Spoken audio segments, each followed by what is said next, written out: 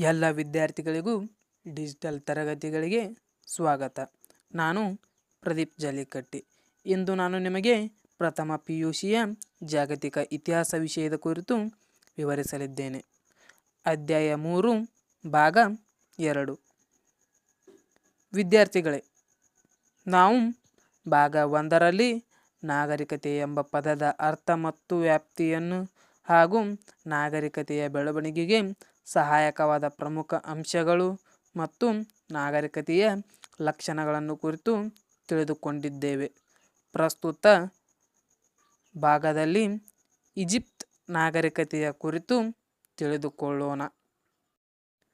ವಿದ್ಯಾರ್ಥಿಗಳೇ, ಬಹುಶಃ ಜಗತ್ತಿನ ಮೊದಲ ನಾಗರಿಕತೆ ಈಜಿಪ್ಟ್ ದೇಶದ ನೈಲ್ ನದಿಯ ತೀರದಲ್ಲಿಯೇ ಬೆಳೆದಿರಬಹುದು. ಈಜಿಪ್ಟ್ ಆಫ್ರಿಕಾ ಖಂಡದಲ್ಲಿದ್ದು ಏಷ್ಯಾ ಮತ್ತು ಯುರೋಪ್ಗಳೊಂದಿಗೆ ಭೌಗೋಳಿಕ ನಿಕಟತೆಯನ್ನು ಹೊಂದಿದೆ.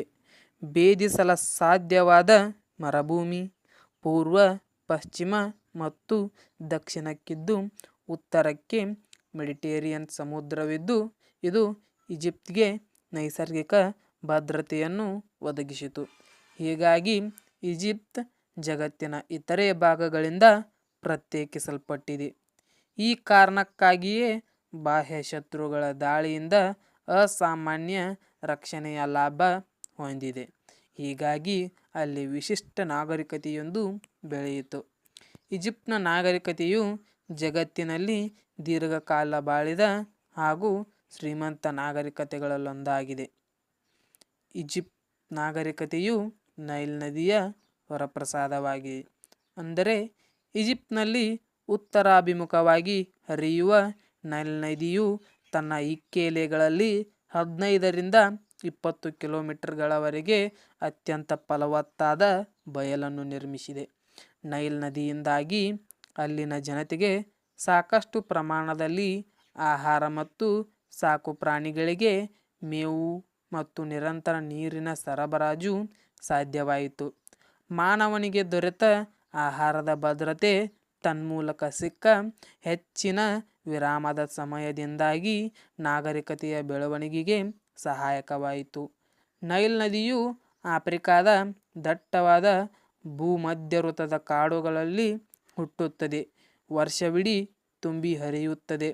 ನೈಲ್ ನದಿಯು ಇಲ್ಲದೆ ಹೋಗಿದ್ದರೆ ಈಜಿಪ್ಟ್ನ ನಾಗರಿಕತೆಯು ಬೆಳೆಯಲು ಸಾಧ್ಯವಾಗುತ್ತಿರಲೇ ಇಲ್ಲ.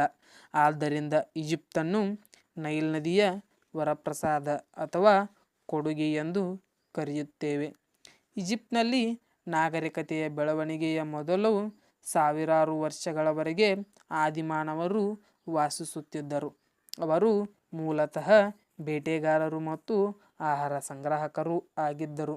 ನಿಸರ್ಗದ ಬಹಳಷ್ಟು ಅವಲೋಕನದಿಂದ ಹಸಿ ಮಣ್ಣಿನಲ್ಲಿ ಬೀಜ ಬಿತ್ತಿ ಬೆಳೆ ಬೆಳೆಯುವ ಉಪಾಯವನ್ನು ಅವರು ಕಲಿತಿರಬಹುದಾಗಿದೆ. ಇದು ಕೃಷಿಯ ಪ್ರಾರಂಭವಾಗಿದೆ.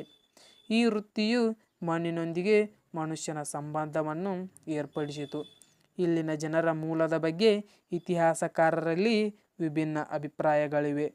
ಇವರು ಕಕೇಶಿಯನ್ ಅಥವಾ ಬಿಳಿ ಜನಾಂಗಕ್ಕೆ ಸೇರಿದ ಜನಸಮೂಹವೆಂದು ಸಾಮಾನ್ಯವಾಗಿ ನಂಬಲಾಗಿದೆ. ಇವರು ಉತ್ತರ ಯುರೋಪ್ನಿಂದ ವಲಸೆ ಬಂದರೆಂದು ನಂಬಲಾಗಿದೆ. ವಿದ್ಯಾರ್ಥಿಗಳೇ, ಈಜಿಪ್ಟ್ನ ನಾಗರಿಕತೆಯನ್ನು ಅರಿಯಲು ಮೂಲಾಧಾರಗಳ ಬಗ್ಗೆ ತಿಳಿಯೋಣ. ಈ ಮಹಾನ್ ನಾಗರಿಕತೆಯು ಸುಮಾರು 7,000 ವರ್ಷಗಳ ಹಿಂದೆ ಪ್ರಾರಂಭವಾಯಿತು. ಇದು 3,000 ವರ್ಷಗಳಿಗೂ ಹೆಚ್ಚು ಕಾಲ ಮುಂದುವರಿಯಿತು. ಈ ಕಾಲದ ವಿವಿಧ ಪುರಾತತ್ವ ಮತ್ತು ಸಾಹಿತ್ಯಿಕ ಆಧಾರಗಳು ನಮಗೆ ಲಭ್ಯವಾಗಿವೆ. ಅವು ಆ ಕಾಲದ ಇತಿಹಾಸವನ್ನು ಪುನರ್ರಚಿಸಲು ಸಹಾಯಕವಾಗಿವೆ. ಪಿರಮಿಡ್ಗಳು, ದೇವಾಲಯಗಳು, ಪಿರಮಿಡ್ಗಳಲ್ಲಿ ಇಟ್ಟಿರುವ ಅಸಂಖ್ಯಾತ ಮೂರ್ತಿಗಳು, ಸ್ಫಿಂಕ್ಸ್ ಮೂರ್ತಿಶಿಲ್ಪ, ಚಿತ್ರಕಲಾಕೃತಿಗಳು, ಹಲವು ರೀತಿಯ ಸಾಧನ ಹಾಗೂ ಸಲಕರಣೆಗಳು, ಆಭರಣಗಳು, ಪ್ಯಾಪಿರಸ್ ಎಲೆಯ ಮೇಲೆ ಹೈರೋಗ್ಲಿಫಿಕ್ ಲಿಪಿಯಲ್ಲಿ ಬರೆದ ಗ್ರಂಥಗಳು, ರೊಸೆಟ್ಟಾ ಶಿಲಾಶಾಸನ ಮುಂತಾದವು ಪ್ರಮುಖ ಆಧಾರಗಳಾಗಿವೆ. ಕ್ರಿಸ್ತಶಕ 1798ರಿಂದ 1802ರ ಅವಧಿಯಲ್ಲಿ ನೆಪೋಲಿಯನ್ನನು ಈಜಿಪ್ಟ್ನ ಮೇಲೆ ದಾಳಿ ಮಾಡಿದನು. ಅದಾದ ನಂತರ ಈಜಿಪ್ಟ್ನ ಇತಿಹಾಸದ ಅಧ್ಯಯನವು ತುಂಬ ವೇಗ ಪಡೆದುಕೊಂಡಿತ್ತು. ವಿದ್ಯಾರ್ಥಿಗಳೇ, ಇನ್ನು ನಾವು ಈಜಿಪ್ಟ್ ನಾಗರಿಕತೆಯ ರಾಜಕೀಯ ಸ್ಥಿತಿಯನ್ನು ಕುರಿತು ಅರಿಯೋಣ. ಆರಂಭಿಕ ಜನರು ಹಳ್ಳಿಗಳಲ್ಲಿ ವಾಸಿಸುತ್ತಿದ್ದರು. ಮುಂದೆ ಅವುಗಳೇ ನಗರಗಳಾಗಿ ಬೆಳೆದು ನಗರ ರಾಜ್ಯಗಳಾದವು. ಅವು ರಾಜರಿಂದ ಆಳಲ್ಪಡುತ್ತಿದ್ದವು. ಇವನ್ನು ರಾಜ ಮನೆತನಗಳ ಪೂರ್ವಕಾಲವೆಂದು ಕರೆಯುತ್ತಾರೆ. ನಗರ ರಾಜ್ಯಗಳು ಆಂತರಿಕ ಕಲಹದಲ್ಲಿ ತೊಡಗಿದವು. ಇದು ರಾಜ್ಯಗಳ ಉದಯಕ್ಕೆ ದಾರಿ ಮಾಡಿಕೊಟ್ಟಿತು. ರಾಜ್ಯಗಳನ್ನು ಅನೇಕ ರಾಜ ಮನೆತನಗಳು ಆಳಿದವು. ಈಜಿಪ್ಟ್ನ ನಾಗರಿಕತೆಯ 3000 ವರ್ಷಗಳ ಅವಧಿಯಲ್ಲಿ 30ಕ್ಕೂ ಹೆಚ್ಚು ರಾಜಮನೆತನಗಳು ಆಳಿವೆ. ಅವುಗಳಲ್ಲಿ ಯಾವೊಂದು ರಾಜಮನೆತನವೂ 6ರಿಂದ 7 ತಲೆಮಾರುಗಳವರೆಗೂ ಹೆಚ್ಚಿನ ಕಾಲ ಬದುಕಲಿಲ್ಲ. ಫೇರೋಗಳು. ಈಜಿಪ್ಟ್ನ ರಾಜರನ್ನು ಫೇರೋಗಳೆಂದು ಕರೆಯಲಾಗುತ್ತಿತ್ತು. ಅವರನ್ನು ಭೂಮಿಯ ಮೇಲೆ ದೇವರ ಪ್ರತಿನಿಧಿಗಳೆಂದು ಭಾವಿಸಲಾಗಿತ್ತು. ಆ ಕಾರಣಕ್ಕಾಗಿಯೇ ಅವರು ಅಪರಿಮಿತ ಅಧಿಕಾರವನ್ನು ಅನುಭವಿಸುತ್ತಿದ್ದರು. ಫೇರೋ ಮೀನಸನು ಉತ್ತರ ಮತ್ತು ದಕ್ಷಿಣದ ಈಜಿಪ್ಟ್ಗಳನ್ನು ಸಾಮಾನ್ಯ ಶಕ ಪೂರ್ವ 3000ರಲ್ಲಿ ಒಂದುಗೂಡಿಸಿದನು ಮತ್ತು ಮೆಂಫಿಸನ್ನು ತನ್ನ ರಾಜಧಾನಿಯಾಗಿ ಮಾಡಿಕೊಂಡನು. ಫೇರೋ ಸಂಸ್ಥೆಯು ಎಷ್ಟೊಂದು ಬಲಿಷ್ಠವಾಗಿತ್ತೆಂದರೆ ಅದರಲ್ಲಿ ರಾಜಕೀಯ ಮತ್ತು ಧಾರ್ಮಿಕ ಅಧಿಕಾರಗಳೆರಡೂ ಅಡಕವಾಗಿದ್ದವು. ಬಲಿಷ್ಠವಾದ ಕೇಂದ್ರ ಸರ್ಕಾರ, ಪರಮಾಧಿಕಾರಿ ರಾಜ್ಯಸತ್ತೆ, ಸುನಿಯಂತ್ರಿತ ಆಡಳಿತ ಮತ್ತು ಕಟ್ಟುನಿಟ್ಟಿನ ಕಾನೂನು ಪಾಲನೆ ಇವು ಈಜಿಪ್ಟ್ನ ರಾಜ್ಯ ವ್ಯವಸ್ಥೆಯ ಮೂಲ ಲಕ್ಷಣಗಳಾಗಿದ್ದವು. ನಾವು ಈಜಿಪ್ಟ್ ನಾಗರಿಕತೆಯ ರಾಜ ಮನೆತನಗಳ ಆಳ್ವಿಕೆಯ ಕಾಲವನ್ನು 3 ಭಾಗಗಳಾಗಿ ವಿಂಗಡಿಸಬಹುದು. ಮೊದಲನೆಯದಾಗಿ ಹಳೆಯ ರಾಜ ಮನೆತನಗಳ ಕಾಲ, ಎರಡನೆಯದಾಗಿ ಮಧ್ಯ ರಾಜ ಮನೆತನಗಳ ಕಾಲ, ಮೂರನೆಯದಾಗಿ ಹೊಸ ರಾಜ ಮನೆತನಗಳ ಕಾಲ. ಮೊದಲನೆಯದಾಗಿ ಹಳೆಯ ರಾಜ ಮನೆತನಗಳ ಕಾಲ. ಇದನ್ನು ಪಿರಮಿಡ್ಗಳ ಕಾಲವೆಂದು ಕರೆಯುತ್ತಾರೆ. ಈ ಕಾಲದ ಫೇರೋಗಳು ಅತ್ಯಂತ ಬಲಿಷ್ಠರಾಗಿದ್ದರು. ರಾಜನಿಗೆ ಸಲಹೆ ನೀಡಲು ಹಿರಿಯರ ಸಭೆಯೊಂದಿತ್ತು. ಆದರೆ ಅದರ ಸಲಹೆ ರಾಜನಿಗೆ ಕಡ್ಡಾಯವಾಗಿರಲಿಲ್ಲ. ಫೇರೋ ಮಿಜೀರನನ್ನು ನೇಮಿಸುತ್ತಿದ್ದ. ಆತ ಪ್ರಧಾನಮಂತ್ರಿಯಾಗಿದ್ದು ಆಡಳಿತ, ನ್ಯಾಯ ಮತ್ತು ಖಜಾನೆಗಳ ಮುಖ್ಯಸ್ಥನಾಗಿದ್ದರು. ಮಿಜೀರನಿಗೆ ಸಹಾಯ ಮಾಡಲು ಸ್ಥಳೀಯ ಮತ್ತು ಕೇಂದ್ರೀಯ ಅಧಿಕಾರಿಗಳಿದ್ದರು. ಸ್ಥಳೀಯ ಅಧಿಕಾರಿಗಳು ತೆರಿಗೆ ಸಂಗ್ರಹಿಸುವುದರೊಂದಿಗೆ ಕಾನೂನು ಸುವ್ಯವಸ್ಥೆಯ ಪಾಲನೆ ಮಾಡುತ್ತಿದ್ದರು. ಕೇಂದ್ರೀಯ ಅಧಿಕಾರಿಗಳು ದಾಖಲೆ ಮತ್ತು ಲೆಕ್ಕಪತ್ರಗಳನ್ನು ಇಡುತ್ತಿದ್ದರು. ಇನ್ನು ಎರಡನೆಯದಾಗಿ ಮಧ್ಯ ರಾಜ ಮನೆತನಗಳ ಕಾಲ. ಇದನ್ನು ಭೂಮಾಲೀಕರ ಕಾಲವೆಂದು ಕರೆಯುತ್ತಾರೆ. ಈ ಅವಧಿಯಲ್ಲಿ ಜಮೀನ್ದಾರರು ಮತ್ತು ಸರ್ದಾರರು ಫೇರೋಗಳಿಗಿಂತಲೂ ಹೆಚ್ಚು ಶಕ್ತಿಶಾಲಿಗಳಾದರು. ಇದರಿಂದ ಅನೇಕ ಆಂತರಿಕ ಯುದ್ಧಗಳಾಗಿ ಅರಾಜಕತೆ ಉಂಟಾಯಿತು. 1ನೇ ಅಮೆನ್ಹೋಟಪ್ ಎಂಬ ಫೇರೋಗಳ ಪ್ರಭುತ್ವವನ್ನು ಮರುಸ್ಥಾಪಿಸಿದನು. ಇನ್ನು ಮೂರನೆಯದಾಗಿ ಹೊಸ ರಾಜ್ಯಗಳ ಕಾಲ. ಈ ಕಾಲದಲ್ಲಿ ರಾಜರು ಬಲಿಷ್ಠವಾದ ಸೈನ್ಯವನ್ನು ಸಂಘಟಿಸಿದರು ಮತ್ತು ಬಲವಾದ ಸಾಮ್ರಾಜ್ಯವನ್ನು ಕಟ್ಟಿದರು. 1ನೇ ತಟ್ಮೋಸನು ಹೊಸ ಪ್ರದೇಶಗಳನ್ನು ಗೆದ್ದು ತನ್ನ ಸಾಮ್ರಾಜ್ಯವನ್ನು ವಿಸ್ತರಿಸಿದನು. ಅವನ ಮಗಳಾದ ಹತ್ಷೆಪ್ಸುಟಳು ಅವನ ಉತ್ತರಾಧಿಕಾರಿಯಾದಳು ಹಾಗೂ 21 ವರ್ಷಗಳ ಕಾಲ ಆಳ್ವಿಕೆ ಮಾಡಿದಳು. ಇವಳನ್ನು ಜಾಗತಿಕ ಇತಿಹಾಸದ ಪ್ರಥಮ ಸಾಮ್ರಾಜ್ಞಿಯೆಂದು ಗುರುತಿಸಲಾಗಿದೆ. ವಿದ್ಯಾರ್ಥಿಗಳೇ, ಇನ್ನು ಈಜಿಪ್ಟ್ ನಾಗರಿಕತೆಯ ಕಾಲದ ಸಾಮಾಜಿಕ ಸ್ಥಿತಿ. ಈಜಿಪ್ತಿಯನ್ನರ ಸಮಾಜ ಸುಸಂಘಟಿತವಾಗಿತ್ತು. ಸಮಾಜದಲ್ಲಿ ಮೇಲ್ವರ್ಗ, ಮಧ್ಯಮ ವರ್ಗ ಮತ್ತು ಗುಲಾಮರೆಂಬ 3 ಅಧಿಕಾರಿ ವರ್ಗಗಳಿದ್ದವು. ಮೇಲ್ವರ್ಗ ರಾಜಪರಿವಾರ, ಪುರೋಹಿತರು, ಜಮೀನ್ದಾರರು ಮತ್ತು ಸೈನ್ಯದ ಸರದಾರರನ್ನು ಒಳಗೊಂಡಿತ್ತು. ಮೇಲ್ವರ್ಗದ ಜನರು ಶೃಂಗರಿಸಿದ ಮಹಲುಗಳಲ್ಲಿದ್ದು ಸುಖ ಮತ್ತು ಸಂಪತ್ತನ್ನು ಹಾಗೂ ವೈಭೋಗದ ಜೀವನವನ್ನು ನಡೆಸುತ್ತಿದ್ದರು. ವೈದ್ಯರು, ಕುಶಲಕರ್ಮಿಗಳು, ಲಿಪಿಕರು, ವ್ಯಾಪಾರಿಗಳು ಮತ್ತು ರೈತರು ಮಧ್ಯಮ ವರ್ಗಕ್ಕೆ ಸೇರಿದ್ದರು. ಕೆಳವರ್ಗವು ಗುಲಾಮರಿಂದ ಕೂಡಿತ್ತು. ಈ ವರ್ಗದ ಜನ ಅತ್ಯಂತ ಶ್ರಮದಾಯಕ ಮತ್ತು ಕಷ್ಟದ ಜೀವನವನ್ನು ನಡೆಸುತ್ತಿದ್ದರು. ಇನ್ನು ಈಜಿಪ್ಟ್ನ ಕಾಲದ ಮಹಿಳೆಯರ ಸ್ಥಿತಿ. ಈಜಿಪ್ತಿಯನ್ನ ಮಹಿಳೆಯರು ಸಮಾಜದಲ್ಲಿ ಅತ್ಯಂತ ಉಚ್ಚ ಸ್ಥಾನಮಾನವನ್ನು ಹೊಂದಿದ್ದರು. ಇಂತಹ ಉನ್ನತ ಸ್ಥಾನಮಾನವನ್ನು ಜಗತ್ತಿನ ಬೇರೆ ಯಾವ ನಾಗರಿಕತೆಯ ಮಹಿಳೆಯರು ಹೊಂದಿರಲಿಲ್ಲ. ಅದಕ್ಕಾಗಿಯೇ ಈಜಿಪ್ಟ್ ನಾಗರಿಕತೆಯು ಜಗತ್ತಿನ ಮೊಟ್ಟಮೊದಲ ಮಹಿಳೆಯ ರಾಣಿಯಿಂದ ಆಳಲ್ಪಟ್ಟ ದೇಶವೆಂಬ ಹೆಗ್ಗಳಿಕೆಗೆ ಪಾತ್ರವಾಗಿದೆ. ಮಹಿಳೆಯರಿಗೆ ಪಿತ್ರಾರ್ಜಿತ ಆಸ್ತಿಯಲ್ಲಿ ಸಮಪಾಲು ಇತ್ತು. ರಾಜಮನೆತನಗಳಲ್ಲಿ ಪರಿವಾರದಲ್ಲಿಯೇ ಮದುವೆಯಾಗುತ್ತಿದ್ದರು. ಫೇರೋಗಳು ತಮ್ಮ ಅಕ್ಕ ತಂಗಿಯರನ್ನು ಮಕ್ಕಳನ್ನು ಲಗ್ನವಾಗುತ್ತಿದ್ದರು.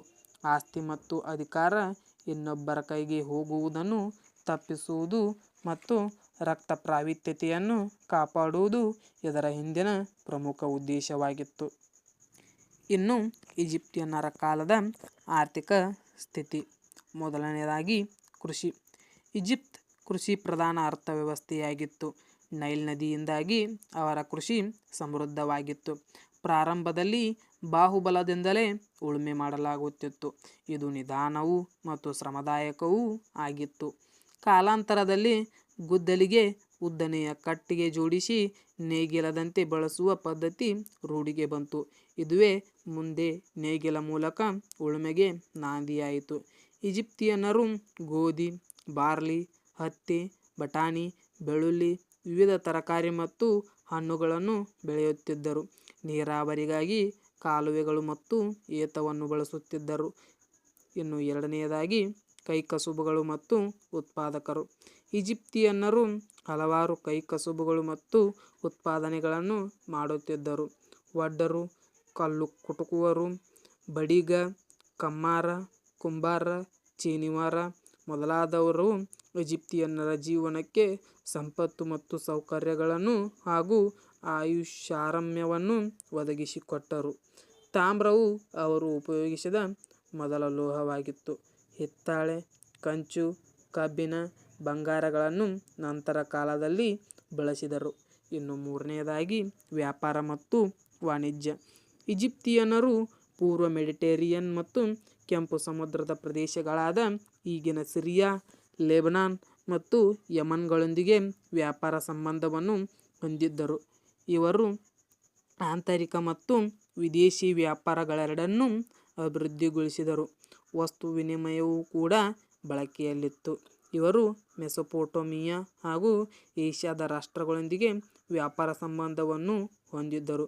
ನದಿಯಲ್ಲಿ ದೋಣಿ, ಸಮುದ್ರದಲ್ಲಿ ಚಿಕ್ಕ ಹಡಗುಗಳು, ರಸ್ತೆಯಲ್ಲಿ ಪ್ರಾಣಿಗಳು ಸಾಗಾಟದ ಪ್ರಮುಖ ಸಾಧನಗಳಾಗಿದ್ದವು. ವಿವಿಧ ಬಗೆಯ ತೆರಿಗೆಗಳನ್ನು ಸಂಗ್ರಹಿಸುತ್ತಿದ್ದರು. ಕೃಷಿ, ವ್ಯಾಪಾರ ಮತ್ತು ಕಸುಬುಗಳ ಮೇಲಿನ ತೆರಿಗೆಯು ಆದಾಯದ ಶೇಕಡ 10ರಿಂದ 20ರವರೆಗೆ ಸಂಗ್ರಹಿಸಲ್ಪಡುತ್ತಿತ್ತು. ತೆರಿಗೆಗಳನ್ನು ಹಣ ಮತ್ತು ವಸ್ತು ರೂಪಗಳೆರಡರಲ್ಲೂ ಸಂಗ್ರಹಿಸುತ್ತಿದ್ದರು. ಇನ್ನು ಧಾರ್ಮಿಕ ಸ್ಥಿತಿ. ಧರ್ಮವು ಈಜಿಪ್ತಿಯನ್ನರ ಜೀವನದಲ್ಲಿ ಅತ್ಯಂತ ಪ್ರಮುಖ ಪಾತ್ರ ವಹಿಸಿತ್ತು. ಬಹುದೇವತಾರಾಧನೆ ಜಾರಿಯಲ್ಲಿತ್ತು. ಇವರು ಪಕ್ಷಿ ಮತ್ತು ಪ್ರಾಣಿಗಳನ್ನು ಪೂಜಿಸುತ್ತಿದ್ದರು. ಅಮುನ್ರಾ ದೇವರ ದೇವನಾಗಿದ್ದನು. ಇವನನ್ನು ಈಜಿಪ್ಟ್ನ ನಿರ್ಮಾಪಕನೆಂದು ನಂಬಲಾಗಿತ್ತು. ರಾ ಎಂಬುವವನು ಸೂರ್ಯ ದೇವತೆ. ಓಸಿರಿಸ್ ಪಾತಾಳದ ಮತ್ತು ಮೃತ್ಯು ದೇವತೆಯಾಗಿದ್ದ. ಈಸಿಸ್ ಮಾತೃದೇವದ ದೇವತೆ ಮತ್ತು ಓಸಿರಸ್ನ ಹೆಂಡತಿಯಾಗಿದ್ದಳು. ಹೋರಸ್, ಹ್ಯಾಥರ್ ಮುಂತಾದವರು ಕೆಳಶ್ರೇಣಿಯ ದೇವತೆಗಳಾಗಿದ್ದರು. ಈಜಿಪ್ತಿಯನ್ನರು ತಮ್ಮ ದೇವತೆಗಳಿಗೆ ಅನೇಕ ಗುಡಿಗಳನ್ನು ಕಟ್ಟಿದರು. ಇವರು ಆತ್ಮಗಳ ಮರು ಆಗಮನದಲ್ಲಿ ನಂಬಿಕೆ ಇಟ್ಟಿದ್ದರು ಮತ್ತು ಆ ಕಾರಣಕ್ಕಾಗಿಯೇ ಶವಗಳನ್ನು ಮಮ್ಮಿಗಳಲ್ಲಿ ಸಂಗ್ರಹಿಸಿಡುತ್ತಿದ್ದರು. ಇವರಿಗೆ ಪುನರ್ಜನ್ಮದಲ್ಲಿ ವಿಶ್ವಾಸವಿತ್ತು. ಪುರೋಹಿತರು ಉಚ್ಚ ಸ್ಥಾನಮಾನವನ್ನು ಅನುಭವಿಸಿದ್ದರು. ರಾಜ ಧರ್ಮದ ಮುಖ್ಯಸ್ಥನಾಗಿದ್ದ. 4ನೇ ಅಮೆನ್ಹೋಟಪ್ ಎಂಬ ದೊರೆ ಏಕದೇವತಾರಾಧನೆಯನ್ನು ಜಾರಿಯಲ್ಲಿ ತಂದನು. ಸೂರ್ಯ ಅಥವಾ ರಾ ದೇವತೆಯನ್ನೊಬ್ಬನನ್ನೇ ಪೂಜಿಸುವಂತೆ ಪ್ರಯತ್ನಿಸಿದನು. ಆದರೆ ನಂತರದ ದೊರೆಗಳು ಇದನ್ನು ಮುಂದುವರಿಸಲಿಲ್ಲ. ವಿದ್ಯಾರ್ಥಿಗಳೇ, ಇದು ಈಜಿಪ್ಟ್ ನಾಗರಿಕತೆಯ ಆಗಿನ ಕಾಲದ ಒಟ್ಟು ಆಡಳಿತ ಸ್ಥಿತಿಯಾಗಿದ್ದು ಈ ಭಾಗದ ಸಂಪೂರ್ಣ ವಿವರಣೆಯಾಗಿದೆ. ಇನ್ನು ಮುಂದಿನ ಭಾಗದಲ್ಲಿ ಈಜಿಪ್ಟ್ ನಾಗರಿಕತೆಯ ಸಾಹಿತ್ಯ ಮತ್ತು ಕಲಿಕೆ, ವಾಸ್ತುಶಿಲ್ಪ ಮತ್ತು ನಾಗರಿಕತೆಯ ಅವನತಿಗೆ ಕಾರಣಗಳನ್ನು ತಿಳಿಯೋಣ. ಪ್ರಸ್ತುತ ಭಾಗ 2ರ ಮೇಲಿನ ಪ್ರಮುಖ ಚಟುವಟಿಕೆಗಳು. ಚಟುವಟಿಕೆ 1. ಈಜಿಪ್ಟ್ ನಾಗರಿಕತೆಯು ನೈಲ್ ನದಿಯ ವರಪ್ರಸಾದವಾಗಿದೆ. ಈ ಹೇಳಿಕೆಯನ್ನು ಸಮರ್ಥಿಸಿರಿ. ಚಟುವಟಿಕೆ 2. ಈಜಿಪ್ತಿಯನ್ನರ ರಾಜಕೀಯ ಸ್ಥಿತಿಯ ಕುರಿತು ಶಿಕ್ಷಕರೊಂದಿಗೆ ಚರ್ಚಿಸಿರಿ. ಚಟುವಟಿಕೆ 3. ಈಜಿಪ್ತಿಯನ್ನರ ಸಾಮಾಜಿಕ, ಆರ್ಥಿಕ ಮತ್ತು ಧಾರ್ಮಿಕ ಸ್ಥಿತಿಗಳನ್ನು ಕುರಿತು ಸ್ನೇಹಿತರೊಂದಿಗೆ ಚರ್ಚಿಸಿರಿ.